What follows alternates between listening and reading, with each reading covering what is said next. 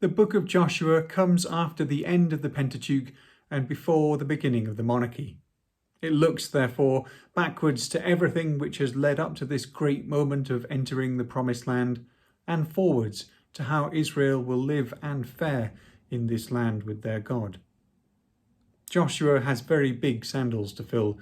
The first verse describes Moses as the servant of the Lord, and in the next, the Lord begins his speech to Joshua with, "My servant Moses is dead." This designation will later be used of David. It signifies a close relationship, marking the person out as being specially involved in God's will. In the commissioning speech of the Lord to Joshua, God constantly refers to Moses. Everywhere they go will be given to them, as God promised to Moses. As God was with Moses, so shall he be with Joshua. No one will be able to oppose him, nor will he fail in anything. Only, God warns, be sure to obey the law which Moses commanded. Joshua too makes references to Moses in his speech to those tribes which he had allowed to settle east of the Jordan. Their response makes clear the transference of their allegiance of total obedience to Moses to total obedience to Joshua, on pain of death. Only may God also be with Joshua, as he was with Moses.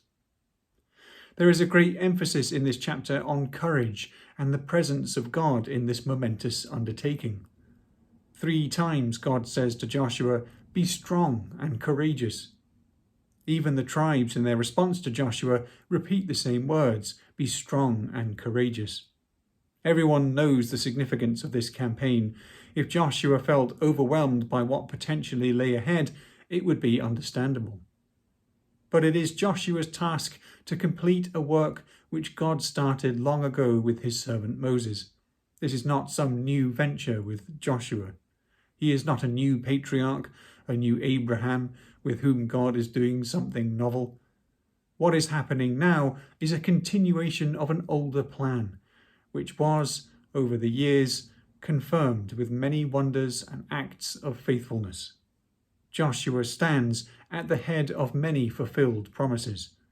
If he will only have the courage to act and be faithful, he will see God fulfill the last of them. Chapter 2 recounts the spies with the prostitute Rahab in Jericho. The spies go unnamed in the narrative, which clearly focuses on Rahab. One wonders why the spies went to visit a prostitute. It is an unseemly start to this campaign, which will feature so much holy war. But perhaps it was an ideal place to hide, one which did not immediately depend on the favour of the inhabitants, who are apparently suspicious. The king has not only been alerted to their presence, but he also knows exactly where they are. Rahab hides the men and redirects their pursuers. At this point, the men do not know Rahab's motivations, and one can only imagine their tension as they lay under the stalks of flax. This flax, if it had not yet dried, would have been a pretty miserable experience for them, as it would also have stunk. But better than being caught. Now Rahab tells the spies what she thinks. She is certain they will succeed in their campaign because of the Lord. Dread has fallen on them all. In ancient Near Eastern belief, a dread or terror could precede an army, which indicated the presence of a divine warrior amongst them. They had heard what God did at the Red Sea and of the destruction of Sihon and Og. The mention of the drying up of the sea probably lies behind her conviction that the Lord is indeed God of heaven and earth, as he can so ably control it. That these spies have come to her, though she does not say this, must have been taken as a divinely offered opportunity to escape. She could, of course, have turned them in, but she really does believe in what she is saying. She points out that she has dealt with them with chesed, that special Hebrew word which reflects a covenant love of faithfulness. As she has saved them, so they should save her. The men agree and make an arrangement to ensure her safety.